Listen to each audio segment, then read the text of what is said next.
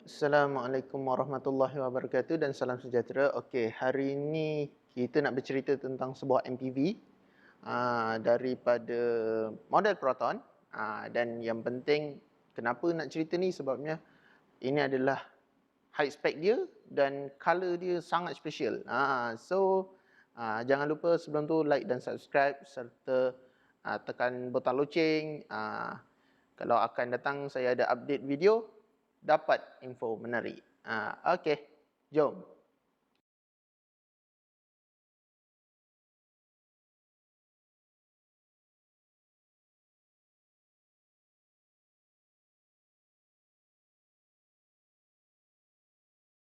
Okey, inilah MPV yang saya nak ceritakan, yakni Proton Exora 2019. Bukan year made 2019 tetapi model 2019. Okey, ini adalah varian tertinggi, yakni premium. Dan hari ni yang nak special dia sangat adalah color dia. Kenapa kita cakap special kan? Cuba kita tengok betul-betul detail color dia macam mana. Okey, nampak? Dia punya color dia seakan-akan grey, ada sikit macam color coklat susu, dia macam tu. So nama dia dipanggil Indiana Grey, ataupun kalau yang kita biasa nampak color ni sama dengan, boleh kata macam Audi RS6 lah dia punya color. So ini adalah model premium. Kita akan ceritakan luaran dia. Ini merupakan model 2019 premium, dan model ni yang membezakan dia dengan model sebelum ni adalah dia punya lampu bawah dia, ataupun fog light dia. Sebelum ni dia menggunakan fog light, lampu biasa, lampu bulb, tapi yang ni adalah full LED tetapi dia merupakan daytime lighting. Maknanya biasa kalau kereta biasa daytime lighting dia dekat lampu atas kan. Tapi untuk model ni daytime lighting dia dekat bawah. So setiap kali enjin hidup dia akan nyala lah, tak ada masalah. Dan dari jauh pun nampak lebih menarik. Untuk model ni juga dia punya grill chrome dia, grill depan dia ni dia dah color black piano finishing, yang licin lah, jadi lebih menarik. Kalau kita nampak skirt dia, before ni dia ada skirt, tetapi seingat saya kalau color-color lain, biasa kita jumpa color merah, color putih, dia punya skirt dia ni color dia hitam seingat saya. Tetapi untuk model ni, color ni dia dapat color grey, ataupun grey hitam lah, grey gelap. Jadi dia lebih cantik sebenarnya. Dan kalau kita tengok dia punya sebelah pemandu lah, kita tengok apa beza dia. Ni adalah spek premium. Jadi untuk sport rim dia pun berbeza. Kalau kita tengok luaran dia, dia punya sport rim size sama 16, tetapi dia dapat two spoke sport rim. Maknanya bukan two spoke, two tone sport rim. Maknanya dia punya sport rim ni dia ada dua color, yakni chrome dan hitam. So dia punya size dia 16, 205 55 R16. And then kalau yang model ni premium, dia punya side mirror dia, nampak side mirror dia pun color hitam, black finishing. Dia daripada, untuk model high spec dia dah auto fold lah. Okey. Untuk side skirt kanan, kita tengok dia punya side skirt kanan dia lebih nipis, dan nampak lebih okey lah. Kalau kita tengok dari segi dia punya design, dia punya size, dia lebih nampak sporty lah. Dia tak nampak menggedoboh besar sangat lah. Istilah orang Johor, gedoboh lah. Nampak besar sangat. Dia cun-cun saja. Untuk model turbo, Exora 1.6 turbo, dia dah dapat rear disc brake lah. Kalau untuk yang model CPS biasa tu, dia masih menggunakan brake drum. Tapi untuk yang ni, dia dah dapat disc brake. Dan kalau kita tengok bahagian bumbung dia ni, untuk spek premium ni, Bumbung dia hitam. Kalau kita tengok, dia dua tona color hitam. Hitam dekat paras sini dia ikut color body. Maknanya bumbung saja hitam. Okey. Jom kita cerita bahagian belakang dia. Apa perubahan yang cantik pada bahagian belakang dia? Okey, perubahan bahagian belakang dia kalau kita tengok, dia punya skirting. Skirting belakang. Dia punya color, nampak? Nampak rasa cantik lah color dia kan? Untuk model ni, dia punya skirting belakang dia sama macam model yang lepas, tetapi pemilihan warna yang berbeza. Kalau kita tengok color dia, yang ni lebih grey lah. Dia bukan hitam tau yang untuk special color ni. Dan dulu sini dia ikut color body, sekarang dia dah color hitam. Dan dia ada spoiler dia. Spoiler dia pun color hitam. Untuk model premium, spoiler dia pun hitam. Nampak cantik. Dan kalau kita tengok, sebabkan premium, dia ada apa ni, kamera reverse. Okey, ini adalah bahagian penumpang kiri. Kalau kita tengok dia punya color dia memang cantik betul. Saya memang suka betul dengan color dia. Lupa pula saya nak terangkan pasal dia punya shark fin ni.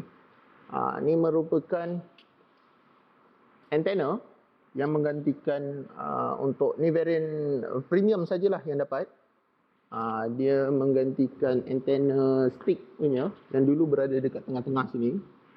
And then dia dah gantikan dekat belakang.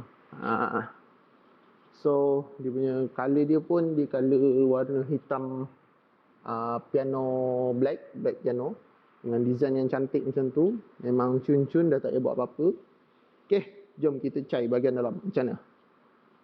Kunci Exora, dia dah immobilizer, tetapi dia belum pakai keyless entry lah. Okey, jom kita tengok dalam dia macam mana. Okey, Allah Akbar. Kita duduk dulu. Ini merupakan dashboard dia. Dashboard yang sama dipakai, tetapi dari segi konsol tengah dia ni, dia ada sedikit pembaruan. Dari segi dia punya cover, sebabnya dia nak muatkan 7-inch touchscreen display unit.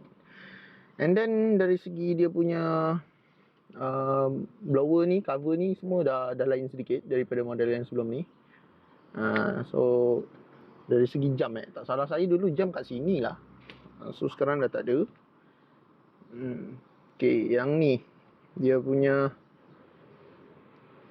tombol gear dia masih sama, tak ada beza dengan model yang lama. Cuma scene cover dia ni semua dah color silver. Okay, dari segi dia punya steering wheel, ni adalah model hatchback premium. Jadinya dia punya cover dia, yang ni dia dah cover dengan leather.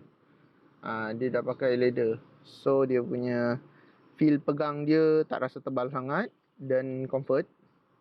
And then dia punya untuk model ni dia dah support voice command. So dah boleh high proton lah. And then yang ni ada lock up dengan down untuk dia punya volume. Lepas tu dia boleh angkat call lah, sebab dia boleh connect dengan Bluetooth. So dia punya navigation semua dekat dalam ni dia dah cover, sebab dia tak salah memang dia bagi internet. So yang ni dia punya fog lamp lah. Fog lamp punya switch. Dia punya hazard light. Ni aircon dia semua sama macam dulu, tak ada beza. Dia punya untuk model ni dia dah cover juga dengan dia punya auto cruise sama macam dulu. Cuma yang auto cruise dia ni, itulah kalau cantik lagi kalau dia letak kat dalam kan. Tapi tak ada orang komplain, sebab ni kereta pun orang faham segmen. Okay, meter ni lah macam sedikit kecil dibandingkan dengan dulu kan. So meter dia ada perubahan. Okay.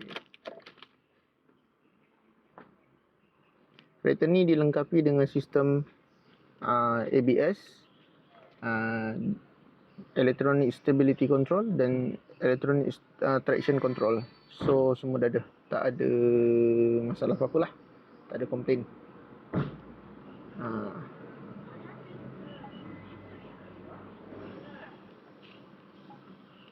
Okey. Dari segi dia punya seat dia. Okey.